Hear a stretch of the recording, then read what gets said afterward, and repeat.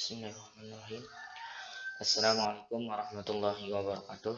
Perkenalkan, nama saya Aan Hardiansah Putra Wijaya.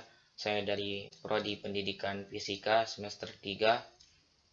Di sini saya akan mempresentasikan laporan PLP 1 yang bertempat di MTS NW Lingsar. Kemudian saya dari kelompok 12. Yang pertama, profil sekolah, visi dan misi madrasah.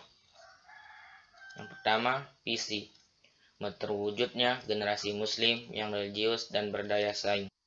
Indikator pencapaian visi, mampu menjadi teladan bagi teman dan masyarakat, mampu mengaplikasikan ajaran agama Islam secara benar dan konsekuen, mampu berkompetisi dengan lulusan yang sederajat, mampu berpikir aktif, kreatif, dan memiliki keterampilan atau skill sesuai dengan minat dan bakatnya. Kemudian misi madrasah. Yang pertama, melaksanakan proses belajar mengajar secara efektif sehingga siswa dan siswi dapat berkembang secara optimal. Yang kedua, menumbuhkan semangat dan kreativitas secara insentif di seluruh madrasah. Yang ketiga, menciptakan siswa dan siswi yang jitu, dedikasi, jujur, inovatif, tekun, dan ulet dalam bidang ilmu pengetahuan dan teknologi. Yang keempat, membantu dan memotivasi siswa agar mengeksplor yang ada pada dirinya. Kemudian, deskripsi usaha dalam mewujudkan visi dan misi madrasah. Dalam mewujudkan visi, madrasah membimbing dan mendidik siswa atau siswi sesuai dengan ajaran agama Islam dan sesuai dengan kurikulum yang ada. Memfasilitasi siswa dengan memberikan kegiatan-kegiatan yang sesuai dengan bakat dan minatnya. Yang dimaksud seperti ajaran agama Islam, ketika mereka datang, kepala sekolah maupun guru membariskan siswa sebelum melaksanakan pelajaran dan menghafal Asmaul Husna. Kemudian, misi, mendidik siswa atau siswi dengan menegakkan sikap disiplin dan semangat dalam belajar, mengajarkan siswa atau siswi agar bisa menyesuaikan diri mereka dengan perkembangan zaman. Kemudian, struktur organisasi dan tata kerja. Yang pertama, Yayasan Pendidikan Raudatul Ilmi NW Lingsar, Kepala Sekolah, Ketua Komite, Bendahara Madrasah, Kepala Tata Usaha, Waka Kurikulum dan Kesiswaan, Waka Sarana Prasarana dan Humas, Kepala Perpustakaan, Wali Kelas 7, Wali Kelas 8, Wali Kelas 9, tenaga pendidik dan peserta didik. Kemudian tugas masing-masing struktur organisasi dan tata kerja. Yang pertama, Kepala Madrasah. Kepala Madrasah berfungsi sebagai edukator, manajer, administrator, supervisor, leader, inovator, dan motivator. Kemudian wakil kepala madrasah. Wakil kepala madrasah membantu kepala madrasah dalam berbagai kegiatan seperti penyusunan rencana, pembuatan program kegiatan, dan program pelaksanaan. Kemudian waka kurikulum. Waka kurikulum memiliki tugas antara lain menyusun jadwal pelajaran, menyusun dan menjabarkan kalender pendidikan. Kemudian waka kesiswaan. Waka kesiswaan memiliki tugas antara lain mengatur pelaksanaan bimbingan konseling, mengatur dan membimbing kegiatan OSIS. Waka sarana dan prasarana memiliki tugas antara lain merencanakan kebutuhan sarana prasarana untuk menunjang proses belajar sehingga proses belajar menjadi efektif. Kemudian wali kelas mengelola suatu kelas seperti menyediakan absen dan membimbing siswa atau siswi yang ada di kelas tersebut. Kemudian guru mata pelajaran membuat perangkat pembelajaran, mengajar sesuai dengan mata pelajaran dan menilai siswa. Kemudian kepala tata usaha menyusun program kerja tata usaha madrasah, mengelola keuangan madrasah, mengurus administrasi ketenagaan dan siswa. Kepala perpustakaan merencanakan pengadaan buku, mengurus pelayanan perpustakaan, pemeliharaan dan perbaikan buku-buku. Dan cara mewujudkan SOTK, sekolah atau pihak sekolah saling bekerja sama dalam mewujudkan SOTK. Mereka saling membantu, antara lain seperti kepala sekolah dengan wakil kepala sekolah saling membantu, maupun dengan guru-guru mata pelajaran. Mereka tidak saling membandingkan seperti membandingkan dirinya mereka ada yang jadi kepala sekolah sehingga mereka tidak mau bergabung dengan guru mata pelajaran. Tetapi di sana mereka saling bekerja sama tanpa memandang status mereka. Kemudian pengamatan tentang kultur sekolah. Yang pertama, penerapan 3S, yaitu senyum, salam, sapa. Di sana selalu diterapkan yang namanya senyum, salam, sapa. Setiap pagi, guru selalu memberikan yang namanya senyuman, salam, dan sapa, terutama kepada kami yang sebagai tamu di sana. Dari awal kami datang, mereka selalu menyambut kami dengan senyuman, dan mereka tidak pernah yang namanya cuek terhadap kami. Mereka selalu memberikan motivasi agar kami bisa selesai dalam menyelesaikan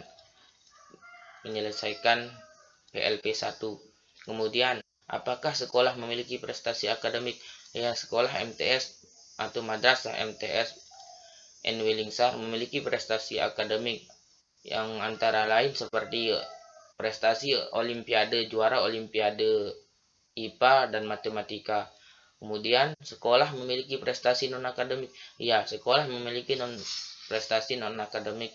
Antara lain seperti mereka memiliki prestasi atau juara pencak silat. Kemudian karakteristik siswa secara umum. Karakteristik siswa secara umum di MTS N.W.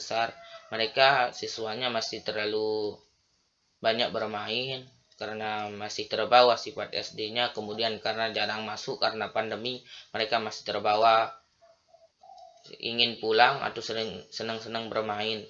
Kemudian di sana siswanya notabene kebanyakan anak-anak yang kurang mampu. Anak-anak yang kurang mampu dalam segi ekonominya masih kurang. Kemudian peraturan penggunaan seragam.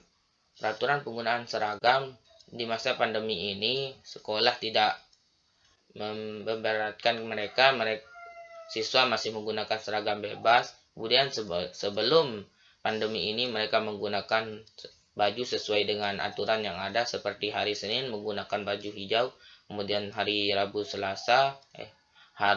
sama Kamis menggunakan baju khas mereka, kemudian di hari Jumat dan Sabtu menggunakan baju pramuka. Kemudian apakah proses pembelajaran sesuai dengan protokol COVID-19? Masih bisa dibilang kurang karena masih banyak siswa yang tidak menggunakan masker. Bisa dibilang tidak ada yang menggunakan masker, baik itu guru maupun siswa, karena keterbatasan dana untuk menyediakan seperti masker maupun alat cuci tangan. Kemudian pemanfaatan teknologi informasi. Di sana masih kurang yang namanya IT, tetapi sudah ada komputer walaupun sedikit, itu hanya ada di ruang tata usaha untuk pemanfaatannya. Kemudian dari segi untuk belajar, mereka memiliki LCD tetapi hanya satu. Sehingga ketika guru mengajar atau ingin menggunakan LCD, mereka bergiliran atau bergantian menggunakan LCD tersebut, sehingga pelajaran untuk dari teknologi masih bisa dibilang kurang. Kemudian hubungan sekolah dengan orang tua siswa.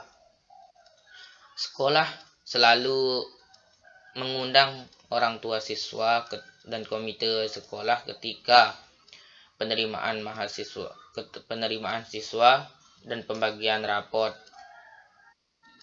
Kemudian pelanggaran yang sering dilakukan siswa antara lain seperti bolos, tidur dalam kelas, bermain-main, dan jarang masuk sekolah. Kemudian permasalahan akademik yang sering dilakukan oleh siswa atau yang dialami oleh siswa. Permasalahan yang sering dialami yaitu kurangnya penjelasan atau kurangnya pemahaman mereka, karena kurangnya penjelasan dari guru, karena waktu belajar mereka yang singkat, cuman 30 menit per mata pelajaran, dan dalam satu hari mereka belajar 5 mata pelajaran. Mereka sekolah hanya 3 hari, dari hari Senin sampai hari Rabu di masa pandemi ini. Semoga besok mereka bisa belajar seperti biasa. Kemudian permasalahan non-akademik yang sering dialami. Kami tidak bisa mengamati karena mereka belum ada kegiatan non-akademik di masa pandemi ini. Kemudian pengamatan tentang kegiatan kokurikuler dan ekstrakurikuler. Jenis kegiatan kokurikuler. Yang pertama itu yang biasa dilakukan yaitu pelajaran tambahan atau les yang biasa dilakukan sepulang sekolah. Kemudian jenis kegiatan ekstrakurikuler yang sering dilakukan yaitu kegiatan pramuka, qasidah, dan pencaksilat yang dilakukan setiap sore hari atau yang sering dilakukan 2 kali dalam seminggu. Kemudian tata tertib madrasah. Tata tertib yang pertama, peraturan dan tata tertib madrasah. Peraturan dan tata tertib madrasah selalu ditempel di setiap tempat yang strategis yang bisa dibaca oleh siswa dan guru. Tetapi karena masih dalam proses pembangunan atau renovasi, semua peraturan dan tata tertib sekolah dilepas. Kemudian cara penerapan peraturan dan tata tertib sekolah. Sekolah selalu menerapkan yang namanya seperti datang tepat waktu. Jikalau mereka telat, mereka dipisahkan dari barisan temannya. Kemudian jikalau mereka sering terlambat sampai 3 kali, mereka dipanggil atau diberikan sanksi seperti membersihkan toilet atau WC. Kemudian kegiatan seremonial formal. Yang pertama ada upacara. Yang sering dilakukan setiap hari Senin maupun di hari-hari besar nasional. Tetapi karena di masa pandemi ini semua kegiatan dinonaktifkan seperti upacara. Kemudian imtak sering dilakukan setiap hari Jumat. Tetapi karena masa pandemi juga tidak bisa dilakukan karena masih masa pandemi corona ini. Kemudian praktik pembiasaan dan kebiasaan positif. Jenis kegiatan pembiasaan dan kebiasaan positif yang sering dilakukan oleh siswa di sana ataupun guru. Yang pertama itu berdoa sebelum memulai pelajaran dan sebelum pulang sekolah yang dipimpin oleh guru masing-masing mata pelajaran. Kemudian membiasakan mengucapkan salam kepada guru dan teman. Kemudian membersihkan kelas sebelum pelajaran dimulai sesuai dengan jadwal piket mereka masing-masing. Kemudian datang tepat waktu. Siswa harus datang tepat waktu seperti jam 7.00 mereka sudah harus ada di sekolah. Tetapi untuk guru tidak bisa dikekang atau bisa tepat waktu. Kebanyakan mereka mengajar di 3 tempat atau 2 tempat sekolah karena masih honor. Kemudian mencuci tangan dan menggunakan masker karena di masa pandemi ini. Kemudian berpakaian yang sopan dan rapi seperti memasukkan baju ke dalam celana. Itu saja presentasi dari saya, hasil pengamatan saya atau hasil observasi saya di MTS Inwilingsar. Kurang lebihnya mohon maaf. Sekian dan terima kasih. Assalamualaikum warahmatullahi wabarakatuh.